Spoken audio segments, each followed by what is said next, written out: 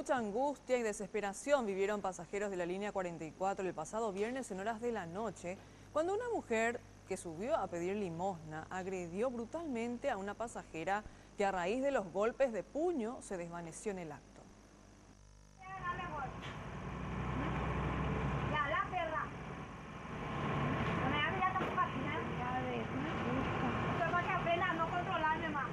Eso para que vos aprendas a no llorar al pedo, porque yo no te creo. Que llame la policía, que llamarle a quien quiere carajo.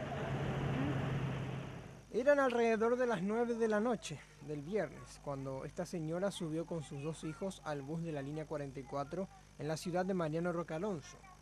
La mujer comenzó a pedir dinero a los pasajeros para su sustento diario. Luego se sentó y viajó como una pasajera más. Todo transcurría con normalidad hasta que la mujer empezó a gritar y a pegar con golpe de puño a una joven porque supuestamente le miró de reojo a su hijo, según relataron los testigos. Una ambulancia, yo te trae la ambulancia si quieres. Y ahora un tomo mejor para que se vaya en el hospital. Porque no te pegué como te veías, para que te haga la artista. ¿Vos sabés que si auto antes de novela? ¿Cuánto para nada?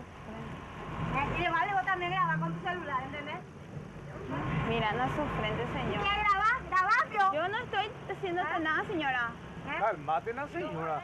La joven sufrió 2 golpes en el rostro y cayó desvanecida en su asiento.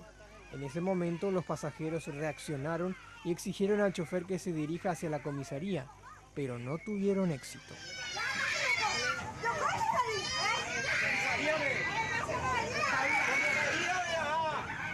Finalmente, entre forcejeos y con la anuencia del chofer, la mujer se bajó del colectivo y logró escapar. Luego, lo que sí aceptó el conductor es llevar a la joven agredida al hospital de Mariano Roque Alonso, donde fue finalmente atendida.